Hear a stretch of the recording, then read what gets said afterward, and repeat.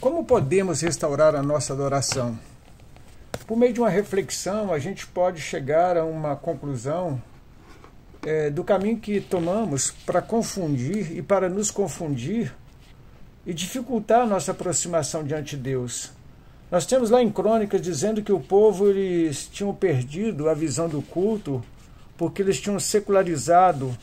Os israelitas, eles, após entrar na Terra Prometida, as preocupações, as influências das nações vizinhas, a convivência com povos que deveriam ser expulsos, que ficaram residindo próximo, acabou influenciando e desviando este povo daquilo que era agradável a Deus, ao ponto que, dentro da concepção, da reflexão deles, a Bíblia fala que o que parecia mal aos olhos do Senhor, eles faziam, sempre assim. Então agora você é convidado a refletir quantas de nossas preocupações com coisas deste mundo terrena nos afasta da verdadeira adoração. Quando nos deixamos influenciar pelas pessoas que não têm temor a Deus, isso acaba nos levando para um distanciamento daquilo que Deus deseja de nós, daquilo que agrada a Deus. Aí nós podemos ver o fracasso, porque é uma tentativa de manipularmos a Deus como muitos fazem, como tentaram fazer com a arca, quando levaram ela para um lugar, pensando assim, olha, a arca será o símbolo para que Deus possa abençoar.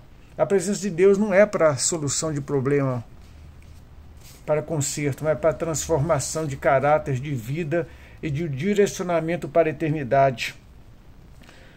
Era um objeto sagrado a arca, um móvel contido no lugar santíssimo no tabernáculo, mas ele deveria ser entendido para que pudesse ser realmente cumprir aquilo que era a função dessa arca, simbolizando então.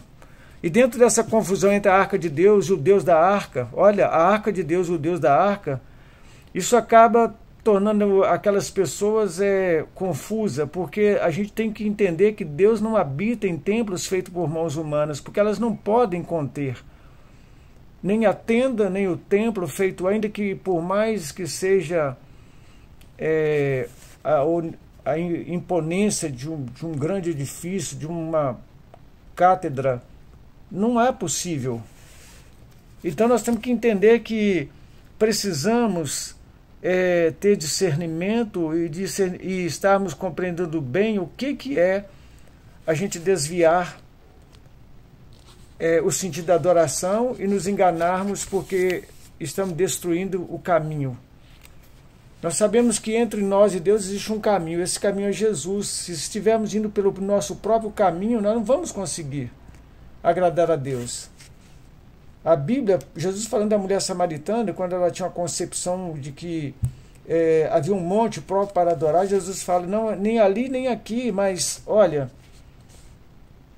é onde invocar o nome do Senhor, Espírito em verdade na palavra, no norte da palavra, em espírito, numa capacidade de refletir, pensar a glória e a santidade e a majestade deste Deus. Então nós precisamos considerar duas coisas importantes. A primeira é que não se pode transformar símbolos, arca, templo, ou conquistas, ou estabilidade financeira, ou condição de zona de conforto, como algo que é resultante de uma vida com Deus. Muitas vezes a boa administração te leva a sucesso, mas sem Deus estar, na verdade, sendo honrado na sua vida. Não se pode transformar símbolos que Deus às vezes usou para a recordação de momentos importantes da caminhada do seu povo como objeto ou amuleto.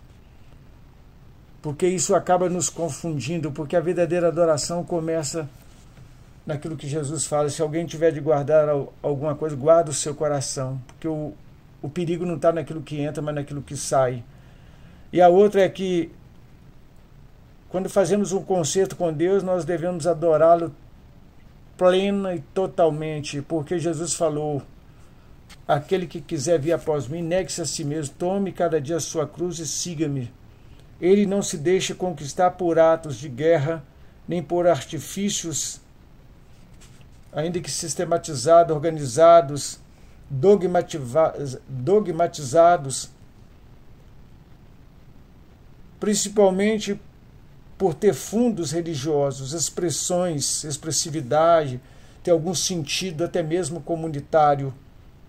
Ele não dividirá sua glória com a compreensão de um homem que não consegue entender realmente a profundidade do Deus que se revelou na palavra. A única maneira de você restaurar a sua adoração é você se colocar como Isaías, quando ele teve aquela experiência no templo. Ele disse que, olha, ai de mim, porque sou um homem de impuros lábios, estou no meio de um povo de lábios impuros, e meus olhos viram o Senhor, o Rei dos Exércitos.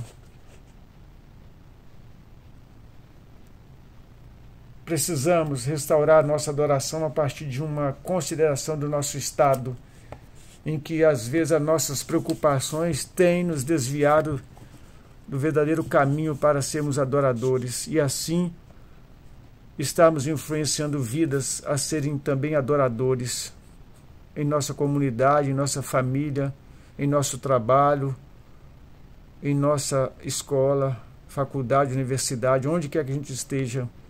Faça com que Deus seja um restaurador da tua vida e da tua adoração, porque você será então abençoado.